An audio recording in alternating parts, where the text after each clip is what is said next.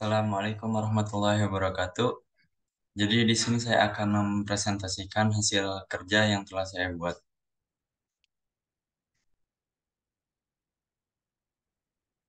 Ketika suatu perusahaan sudah menentukan struktur organisasi mereka, langkah selanjutnya adalah untuk membuat visi dan misi organisasi atau perusahaan.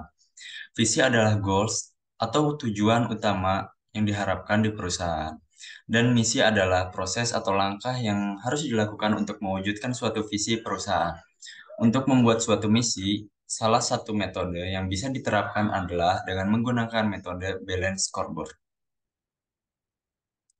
Balance scoreboard adalah salah satu metode untuk mendefinisikan misi suatu perusahaan yang mencakup empat pilar, yaitu yang pertama ada finansial. Dalam artian suatu perusahaan dapat mencapai tujuan finansial, menjaga stabilitas keuangan, memberi nilai bagi shareholder, dan lainnya. Yang kedua ada customer. Suatu perusahaan dapat menciptakan nilai untuk pelanggan mereka. Yang ketiga ada internal proses. Suatu perusahaan dapat meningkatkan kualitas dan efisiensi operasional, identifikasi, dan memperbaiki masalah proses. Yang keempat ada learning. Perusahaan memiliki sumber daya manusia yang berkualitas, selalu belajar, dan berinovasi.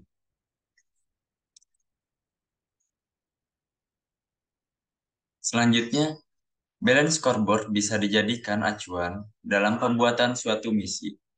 Setelah visi dan misi ditentukan, selanjutnya adalah menganalisa seluruh kekuatan dan kelemahan perusahaan, baik itu dari dalam internal maupun dari luar eksternal. Kita bisa menggunakan analisis SWOT. Analisis SWOT terdiri dari 4 poin, yaitu strength atau kekuatan apa saja yang dimiliki oleh perusahaan, weakness atau kelemahan, opportunities atau peluang, dan threat atau ancaman. Strength dan weakness merupakan aspek-aspek internal yang dimiliki oleh perusahaan, sedangkan opportunity dan threat merupakan aspek eksternal.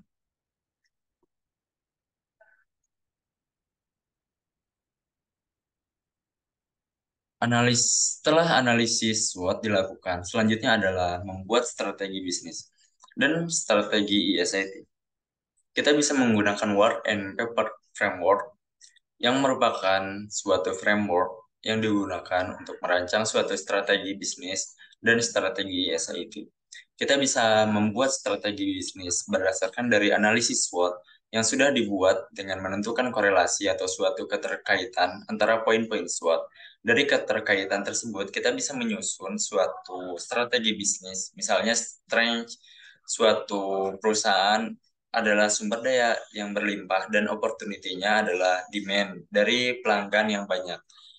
Dari kedua poin itu bisa memunculkan suatu strategi bisnis, contohnya meningkatkan jumlah produksi berdasarkan sumber daya untuk memenuhi demand pelanggan. Kemudian setelah strategi bisnis sudah dibuat, selanjutnya adalah menyusun strategi ESIT.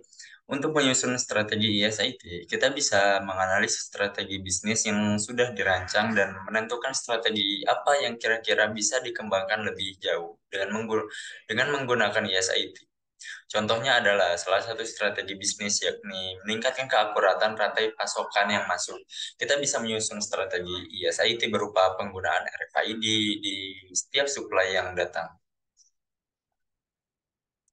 Setelah menyusun strategi ISIT, kita harus menentukan layanan apa saja yang dibuat berdasarkan strategi ISIT yang sudah disusun. Layanan ini bisa berupa menggunakan layanan yang sudah tersedia atau membuat layanan baru. Misalnya membentuk suatu sistem database untuk mencatat suplai apa saja yang masuk di suatu hari tertentu. Untuk menjamin semua layanan yang telah dirancang selalu berkembang dan memperbaiki dirinya sendiri, perlu dibuat ITIL seperti strategi yang merupakan strategi yang diterapkan pada suatu layanan agar terjadi peningkatan layanan secara berkelanjutan.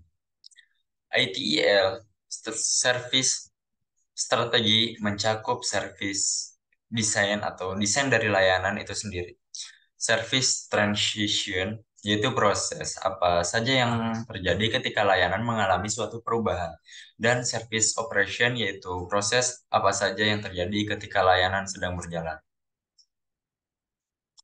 Aspek lain dari suatu layanan yang harus diterapkan adalah risk management, atau bagaimana cara perusahaan mengamankan informasi guna mengurangi risiko yang mungkin terjadi. Salah satu cara untuk mengamankan informasi adalah dengan menerapkan informasi security trade. Information security trade terdiri dari 3 poin. Yang pertama ada confidentiality, yaitu cara menjaga kerahasiaan informasi. Integrity, yaitu jaminan akan keakuratan data. Dan availability, yaitu data bisa diakses kapanpun ketika user membutuhkan.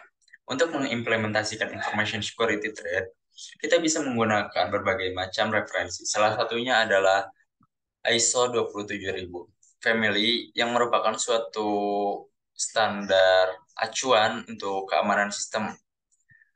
ISO 27000 Family berisi standar operasional apa saja yang berlaku jika kita ingin menerapkan keamanan di dalam suatu layanan. Mungkin cukup sekian yang dapat saya sampaikan, kurang lebihnya mohon maaf. Assalamualaikum warahmatullahi wabarakatuh.